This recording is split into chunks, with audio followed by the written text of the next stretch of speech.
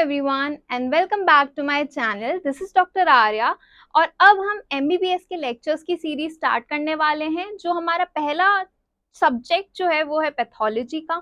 अब मैंने जो वीडियोस इस प्रकार बनाई हैं कि आपकी यूनिवर्सिटी एग्जाम के एक दो दिन पहले भी अगर आप ये वीडियोस देखोगे तो सफिशिएंट रहेगा। सारे जो भी की पॉइंट्स है वो मैंने कवर कर रखे हैं और स्पेशल बात यह है कि जो नोट्स है वो भी डिस्क्रिप्शन में है, लेकिन नोट्स सिर्फ उन्हीं को मिलेंगे जो जिन्होंने चैनल को सब्सक्राइब किया होगा। ठीक है, चलिए शुरू करते हैं बिना किसी रुकावट के साथ। पहला जो टॉपिक है हमारा जनरल पैथ का वो है हमारा सेल इंजरी। ठीक है, सेल इंजरी क्या होता है भाई? सेल इंजरी जो होती है एक ऐसी कंडीशन है जहाँ की सेल्स अगर एक्सपोज होते हैं स्ट्रेसफुल या हार्मफुल एजेंट से तो उनमें फंक्शनल और स्ट्रक्चरल ऑल्टरेशन देखा जाता है। एग्जाम्पल से समझो, हमारी जो टीचर्स होती थी वो हमें बोलती थी कि यार इस लड़की से या इस लड़के से दूर रहा करो क्योंकि इसकी संगति बेकार है और तुम इसके साथ अगर रहोगे ज्यादा देर तक तो तुम भी खराब हो जाओगे। सिमिलरली जो हमारे सेल्स हैं अगर गंदी चीजों के एक्सपोजर में आते हैं और बार बार उसी एक्सपोजर में रहते हैं तो एट द एंड क्या होता है ना, उनका स्ट्रक्चरल और फंक्शनल ऑल्टरेशन हो जाता है, उनके हाव भाव जो हैं वो बदल जाते हैं। ठीक है, अब तुम ज्यादा दिनों तक उस लड़का या लड़की के साथ रहे तो क्या होगा, तुम्हारा होगा सीवियर डैमेज हो जाएगा और एट द एंड तुम्हारी सेल डेथ हो जाएगी, अंदर से तुम पूरे खोखले हो जाओगे। ठीक है, ऐसे तुम समझ सकते हो। दूसरा आता है कॉजेज ऑफ सेल इंजरी। अब भैया कॉजेज ऑफ सेल इंजरी में सबसे पहला कॉज आता है हाइपोक्सिया। हाइपोक्सिया जो होता है मोस्ट कॉमन भी होता है। हाइपोक्सिया जो होता है मोस्ट कॉमन भी होता है। हाइपोक्सिया क्या होता है, हमने फर्स्ट ईयर फिजियोलॉजी में पढ़ा था कि हाइपोक्सिया जो होता है इसमें जो ऑक्सीजन सप्लाई है वो कम हो जाती है। As a result of which क्या होता है, इस्चीमिया होता है। इस्चीमिया में क्या होता है, लॉस ऑफ ब्लड सप्लाई हो जाता है। तो हाइपोक्सिया में ऑक्सीजन सप्लाई जो है वो कम हो जाती है और एटीपी की मात्रा भी कम हो जाती है। As a result of which क्या होता है, जो आयोनिक पंप्स होते हैं, आयोनिक पंप्स जो होते हैं उनका फेलियर होता है। और तुम्हें एक निमोनिक याद है, कौन सा mnemonic? Mnemonic of Nokia, the very famous mnemonic of Nokia. क्या है ये नोकिया? नोकिया का मतलब है सोडियम आउटसाइड पोटेशियम इनसाइड। ठीक है, अब अगर फेलियर हो जाएगा तो क्या होगा, फेलियर में क्या होगा, जो सोडियम है वो अंदर आएंगे, पोटेशियम जो है वो बाहर जाएंगे। अभी हम देखते हैं। ठीक है, एग्जाम्पल इसका है मायोकार्डियल इंफाक्शन और स्ट्रोक की प्रोसेस। नेक्स्ट आते हैं कुछ केमिकल एजेंट्स जैसे कि पैरासीटामोल का अगर ओवरडोज हो गया। अब बताओ पैरासीटामोल का ओवरडोज हो गया तो तुम क्या दोगे उसको, उसका ओवरडोज कम करने के लिए? ये तो मुझे कमेंट सेक्शन में बताओगे। ठीक है, चलो नेक्स्ट आते हैं फिजिकल एजेंट्स। फिजिकल एजेंट जैसे कि ट्रॉमा, जो कि तुम्हें तुम्हारी बंदी ने दिया था। ट्रॉमा हो गया, बर्न्स हो गए, रेडिएशन हो गए और एक्सट्रीम टेम्परेचर हो गए। चौथा आता है कोई इन्फेक्शियस एजेंट और पांचवा आता है कोई इम्यूनोलॉजिकल रिएक्शन। अब देखो यहाँ पे आ जाओ, ये एक बहुत ही शानदार सा फिगर है। वो ये है कि पहले हमें हुआ इस्चीमिया। ठीक है, इस्चीमिया के बाद क्या हुआ, जो ऑक्सीडेटिव फॉस्फोराइलेशन है वो डिक्रीज हो गया। वो डिक्रीज हुआ तो एटीपी का प्रोडक्शन भी डिक्रीज हो गया। अब तीन मैकेनिज्म होंगे, पहला होगा सोडियम पंप जो है वो डिक्रीज हो जाएगा, एनारोबिक ग्लाइकोलाइसिस की प्रोसेस बढ़ जाएगी और राइबोसोम्स जो हैं वो डिटैच हो जाएंगे। ठीक है, ये तीन प्रोसेस जो हैं वो होंगी। अब टाइप्स ऑफ सेल इंजरी की अगर मैं बात करूं तो मेनली हम दो टाइप में क्लासिफाई करते हैं, रिवर्सिबल और इरिवर्सिबल। रिवर्सिबल में क्या होता है, cells recover if stress is removed. अगर वो गलत संगति जो है वो तुम्हारे जीवन से हटा दी जाए तो तुम तो भाई एकदम सुधर जाओगे, अच्छे बच्चे बन जाओगे। ठीक है, लेकिन अगर जो गलत संगति है, तुमने तो सोच लिया कि अब जीना और मरना इसी इंसान के साथ है, तो जो इरिवर्सिबल सेल इंजरी है उस स्टेट में तुम चले जाओगे और यहाँ से तो भाई तुम्हारा कटना पक्का है, तुम रिकवर नहीं हो सकते। ठीक है, as a result of which तुम्हारा हार्ट ब्रेक होगा एक दिन और तुम्हारी सेल डेथ हो जाएगी। फीचर्स क्या क्या होते हैं, सीवियर माइटोकॉन्ड्रियल डैमेज हो जाता है और माइटोकॉन्ड्रियल डिसफंक्शन हो जाता है। अब आ जाओ मैकेनिज्म, ये कैसे कैसे जो है सेल इंजरी की प्रोसेस जो है वो स्टार्ट हुई और कैसे कैसे सेल डेथ पे आई, ये अब हम देखते हैं। पहला आया एटीपी डिप्लीशन। एटीपी डिप्लीशन में मैंने तुम्हें क्या बताया था, पहला होगा हमारा failure of sodium and potassium pump. Normally क्या था, नॉर्मली हमारा निमोनिक था, निमोनिक ऑफ नोकिया। अब देखो एक शानदार सा फिगर बनाते हैं अपन लोग।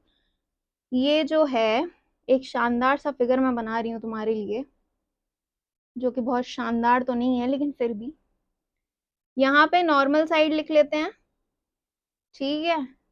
यहाँ पे लिख लेते हैं सेल इंजरी वाली साइड। नॉर्मली क्या होता है, नॉर्मली हमने देखा निमोनिक ऑफ नोकिया। अब ये वाला निमोनिक तुम हमेशा याद रखना, ठीक है। निमोनिक ऑफ नोकिया जो है ये हमेशा अपने जीवन में याद रखना।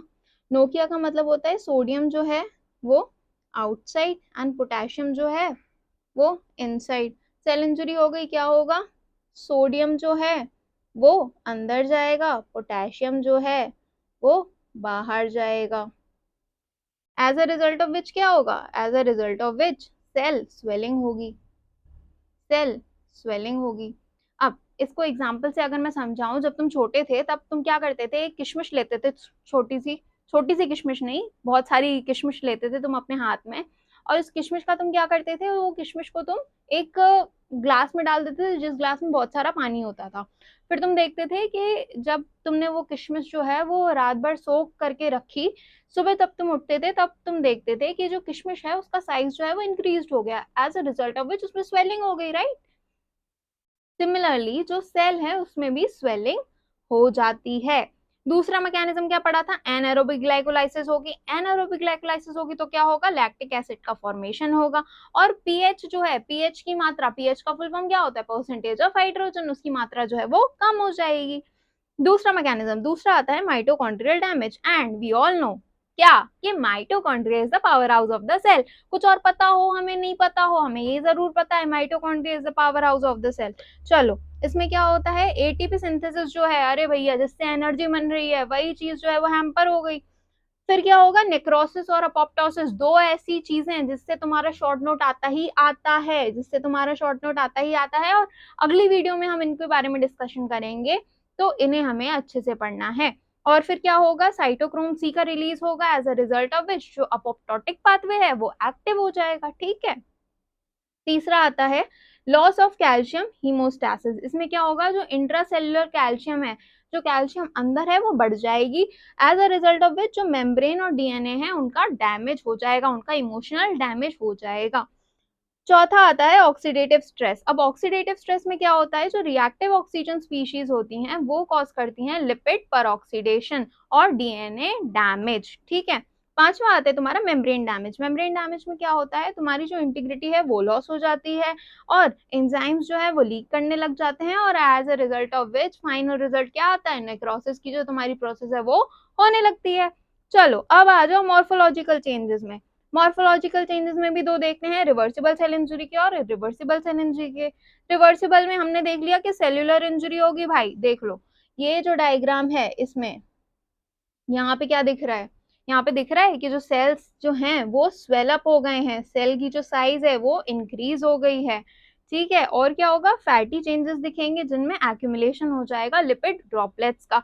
इरिवर्सिबल में दो प्रोसेस होंगी, नेक्रोसिस और अपोप्टोसिस, और इनसे शॉर्ट नोट आते हैं, ये हम डिटेल में पढ़ेंगे। नेक्रोसिस में क्या होता है, सेल स्वेलिंग होगी और मेम्ब्रेन जो है वो एट द एंड रप्चर हो जाएगी। अपोप्टोसिस एक भाई प्रोग्राम सेल डेथ है, इसको याद कैसे रखें, P apoptosis, P for P program cell death मतलब अपोप्टोसिस। इसमें क्या होगा, इसमें सेल श्रिंकेज होगा, क्रोमैटिन कंडेंसेशन होगा और मेम्ब्रेन ब्लेबिंग होगी। मेम्ब्रेन ब्लेबिंग में क्या होता है, मेम्ब्रेन ब्लेबिंग में ऐसे जो है वो मेम्ब्रेन में छोटे छोटे ब्लेब्स जो हैं वो दिखने लग जाते हैं, ठीक है। चलो, तो ये तो हो गई हमारी भैया बात सेल इंजरी की। अब नेक्स्ट उसमें हम पढ़ेंगे नेक्रोसिस और अपोप्टोसिस के बारे में। उससे पहले एक क्वेश्चन है जो तुम करोगे और इसका आंसर जो है मुझे कमेंट सेक्शन में बताओगे, वो ये है कि which of the following is the earliest manifestation of cellular injury. Karyorrhexis होता है, सेलुलर स्वेलिंग होता है, फैटी चेंजेस होता है, या फिर पिक्नोसिस होता है, ठीक है। अब अगर तुम्हें इस चीज के नोट्स चाहिए,